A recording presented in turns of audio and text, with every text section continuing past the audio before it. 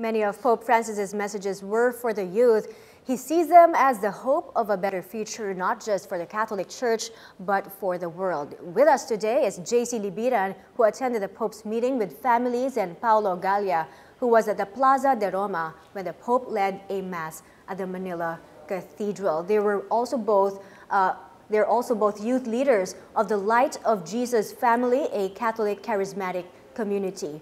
Hi, JC. Hi, Paolo. Good afternoon to you guys. Hi, good afternoon. Okay, you were both at the UST event as well. Now, tell us, how was it meeting the Pope and seeing him in the flesh? What was it like? I've heard stories about it was being a kind of euphoric feeling. How was it for you? Actually, till now, I cannot really put everything into words, and it was really a blessed event.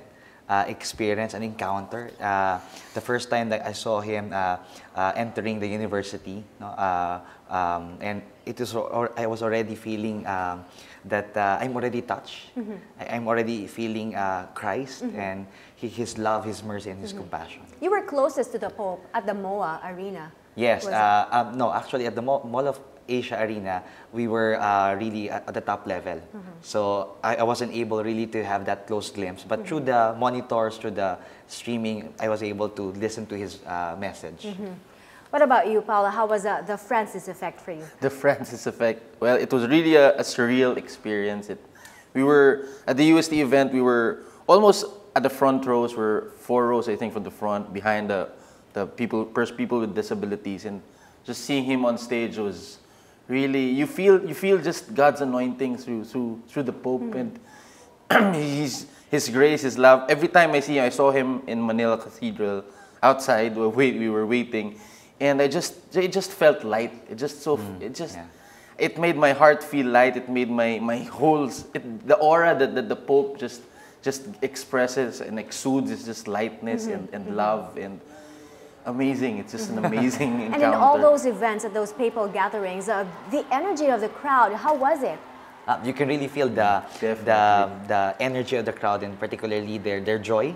I think that's what matters most. They're all awaiting for him, and then during the time that they had an experience to see him, you already feel that they have that happiness that they can explain.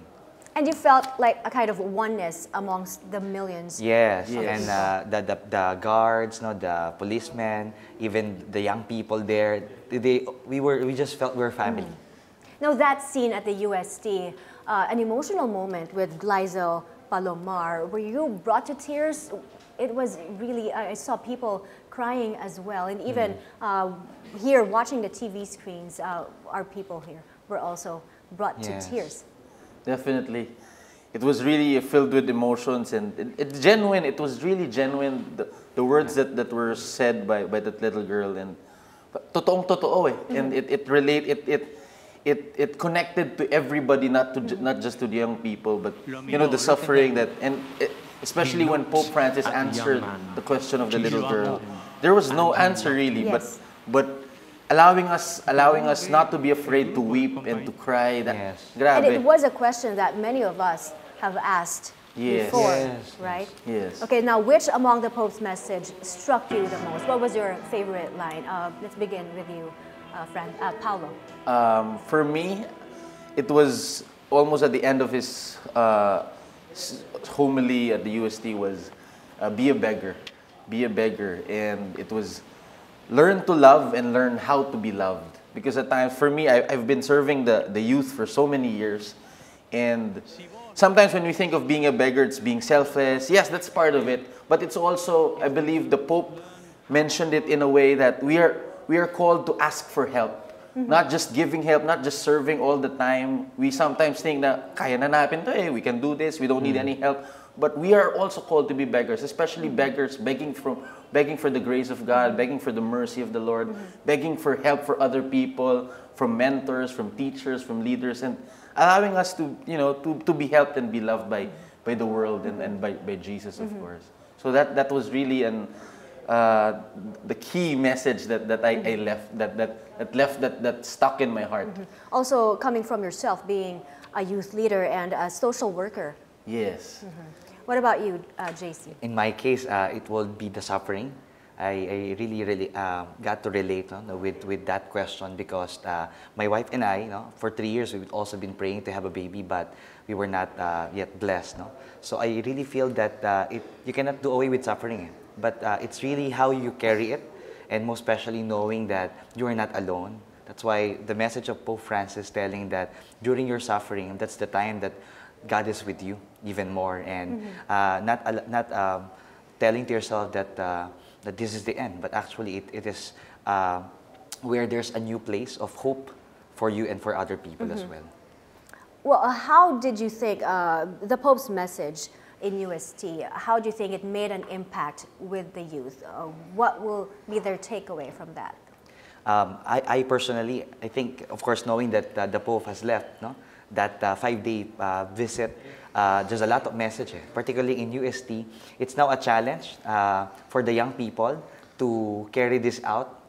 Of course, there were people that is inside the UST. There are also people that weren't able to be there, but we were blessed to be there. Now it's our time to take it in our family, how we bring this message, this mercy and compassion in our school and in our youth ministry as well.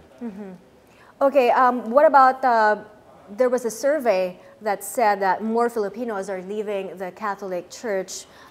Do you think this will bring any changes after the Pope's visit? I think, yeah, definitely. I think it reignited the fire in young people's hearts, in every Filipino's hearts to see that this church is strong, that this church is solid, the Catholic Church is one, and the Catholic Church is a great leader in Pope Francis. And I think it just gives that hope to us that sometimes we lose hope that the church has so many issues, we see scandals all over, but we see now and we feel and we really genuinely experience that, no, the church still has hope. The church still allows you experience love and you experience mercy and compassion, which is the theme of the papal visit. And I think it gives us that, that spark, that fire again, that ang saya. We're ang saya dito sa simbahan. We just hope it will last for a very long time, though. We are praying for that. And I tweeted actually yesterday, the Pope Francis, please pray for us that this will actually last. Because that's the hard part. But hopefully, with coming together, all families, all youth groups, all people coming together as one, we can do it. This is now a challenge for us, youth ministers, the school, the parents, everyone who was able to experience this, now to translate it into actual work. The actual work. And of course, always going back to the message. Now, once we forget it again, that it is really first being merciful and compassionate to oneself, and then how you express it to others. All right, thank you so much for joining us today. Youth leaders Paulo Gallia and JC Libiran. Newsday returns with a look